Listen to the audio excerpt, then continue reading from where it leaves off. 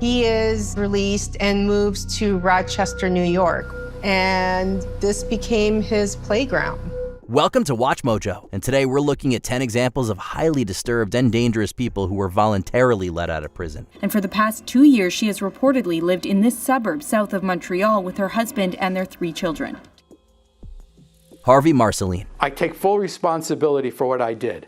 I have understanding now of what I did, and I'm a changed person. It's not often that someone kills 2 people and is let out of prison both times, but that's what happened with Harvey Marceline. Back in 1963, Marceline was convicted of murdering an ex-girlfriend and received a life sentence. But while behind bars, the sentencing laws changed, and Marceline told a 3-panel parole board it will never happen again. Marceline was also continuously denied parole owing to violent and aggressive behavior in prison. However, after serving more than 21 years, Marceline was released in May of 1984. Just 1 year after release, Marceline committed a second homicide, killing Anna Miranda and disposing of her remains around Central Park. Marceline was convicted of the crime and re-entered prison, but was released yet again in August 2019. And yet again, Marceline committed murder, killing Susan Layden in February 2022 at the age of 83. This is just the latest of a list of heinous offenses conducted over a period of a lifetime by Miss Harvey, and we can only hope that she can do no more.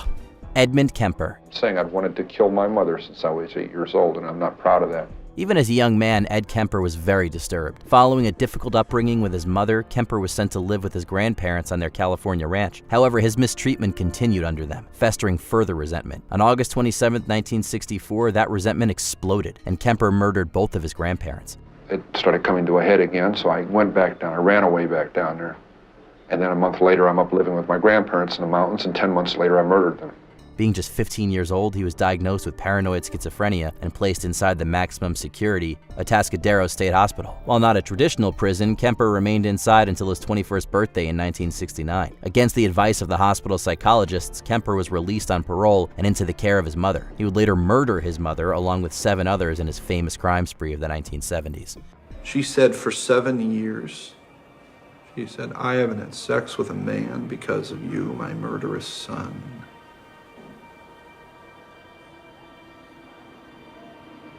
So I got a claw hammer and I beat her to death. Raymond Eugene Brown. 14-year-old Raymond Eugene Brown wanted some cleats, so on October 1st, 1960, he broke into the home of some relatives intending to steal money. When confronted by his aunt, he stabbed her 123 times with a kitchen knife and then murdered his grandmother and great-grandmother. Brown's mother found the bodies the next day and called the police, leading to Raymond's arrest. Despite the severity of his crimes, Brown was a model prisoner and was paroled in 1973. However, this was revoked in 1980 after Brown attempted to kill his landlord. Nevertheless, he was granted parole again in 1986. Less than a year later, Brown murdered his live-in girlfriend and her young daughter. He was convicted once more and died on death row in 2008. David Edward Moust. At just 9 years old, David Edward Moust was institutionalized at his mother's request, who claimed that he exhibited dangerous behavior. Indeed, after enlisting in the Army, Moust killed teenager James McClister and was convicted of involuntary manslaughter, receiving a 4-year sentence at Fort Leavenworth. He specifically asked not to be paroled but was released in 1977. He then murdered 3 more people and was eventually given a 35-year sentence, but with credit for time served and good behavior, he was released in June 1999. This once again contradicted Moust's request not to be paroled, and once again he murdered another 3 people after being released. Moust was finally given a life sentence, but he took his own just 1 month after sentencing. Kenneth McDuff. On a hot summer night in Texas, 3 teenagers are hunted and slaughtered. The killer is sentenced to die and then set free. Sometimes called the broomstick killer, Kenneth McDuff worked with an accomplice named Roy Green. In August 1966, Duff and Green abducted 3 teenagers near Fort Worth, Texas. He shot the 2 boys, then proceeded to sexually assault the surviving girl before strangling her with a broomstick, earning him the moniker. He was sentenced to death in 1968, but just 4 years later, the Supreme Court commuted many death sentences, including McDuff's, to life in prison. And then in 1989, after serving 21 years, McDuff was released. How can this serial killer get out of prison? How could he have been on death row and make parole? He got by with murder. He could do it again. The parole board supposedly believed that he could still contribute to society. They were wrong. Almost immediately after his release, McDuff began killing again and is believed to have murdered at least 6 further victims. The general reaction was, how on earth could this man get out? This is the broomstick killer.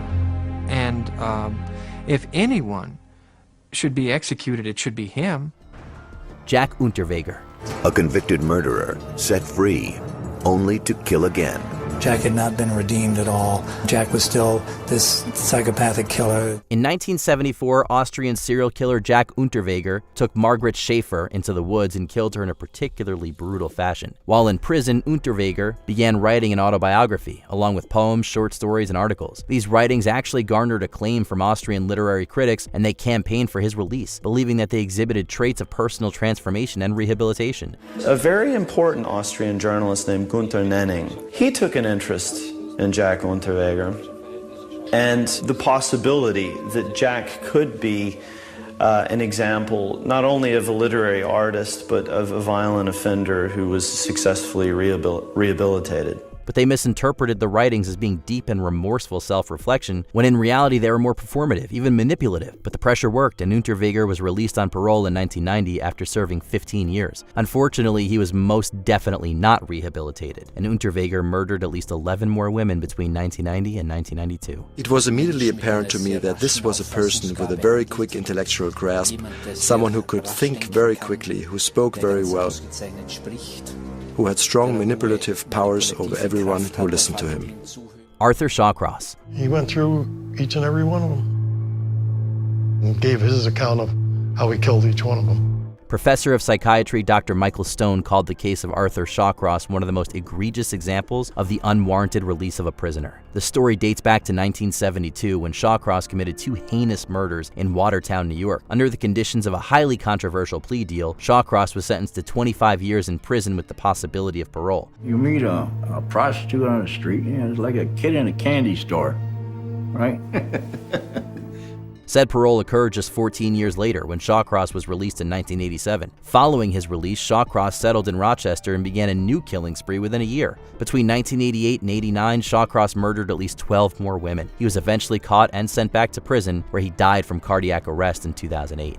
After I admitted to the 11, it was like a big weight fell off me.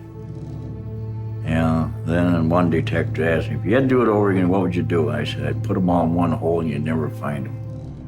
Karla Homolka. I do know, however, that women and men are equally capable of doing evil and doing wrong, and that in this particular instance, I'm not so certain that that fact was appreciated. Working with her then-husband, Paul Bernardo, Karla Homolka committed 3 murders in the early 1990s. 2 victims were kidnapped off the street and murdered. The third was Karla's own sister, Tammy, who they drugged and sexually assaulted. Christ, she should have been out an hour ago. 20 is too much. Don't worry, it's not gonna hurt her. Tammy ultimately died by choking on her own vomit. Homolka then entered one of the most controversial plea deals in criminal history, dubbed the deal with the devil by the Canadian press. She effectively fooled prosecutors, making them believe that Bernardo was the driving force behind the crimes and that she was an unwilling participant. As a result, Homolka was convicted of manslaughter and sentenced to only 12 years in prison. She was released in 2005 and has lived free ever since. When Homolka was released, she had served her full sentence. She was free to start a new life and choose where she wanted to live. Like it or not, she has the right to live her life like any other person without being subject to threats and harassment. Leslie Van Houten. Susan Atkins and Leslie Van Houten. Case number A-253156, Department 104. We, the jury, in the above entitled action, find the defendant, Charles Manson, guilty of the crime of murder of Abigail Folger in violation of Section 187, Penal Code of California, of felony as charged in count 1 of the indictment, and we further find it to be murder of the first degree. One of the most famous members of the Manson family, Leslie Van Houten was convicted for her role in the LaBianca murders, which occurred just 1 day after the infamous Tate killings. She was originally sentenced to death, but this was later commuted to life in prison after the California Supreme Court invalidated the state's death penalty. She then served over 50 years in prison, her parole being repeatedly denied. The 73-year-old had been serving a life sentence after she was convicted for the gruesome killings of Lino and Rosemary LaBianca in 1969. Her parole request had been rejected 5 other times amid family members' outrage at the possibility she could walk free. That is until 2023. An appeals court argued that Van Houten was no longer a danger to society and she was released on parole at the age of 73. Her release sparked a range of reactions, from supporters who argued about the virtues of reform to opponents who were left in disbelief at her release. I really do not believe that anyone who kills 2 people, and especially having in such a brutal manner, should ever be let out of prison. Before we continue, Be sure to subscribe to our channel and ring the bell to get notified about our latest videos. You have the option to be notified for occasional videos or all of them. If you're on your phone, make sure you go into your settings and switch on notifications. Pedro Lopez. The captain was stunned. It seemed impossible that one man could have carried out so much violence.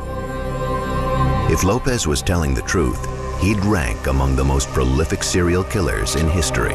Pedro Lopez murdered at least 110 people between 1969 and 1980, although he confessed to over 300. Ecuador does not impose life sentences, and in 1980, the maximum was just 16 years. So that's what Lopez got. However, he was considered a model prisoner and was released 2 years early, in 1994. On August 31st, 1994, serial killer Pedro Alonso Lopez was released from the Garcia Moreno prison after serving 14 years of a 16-year sentence.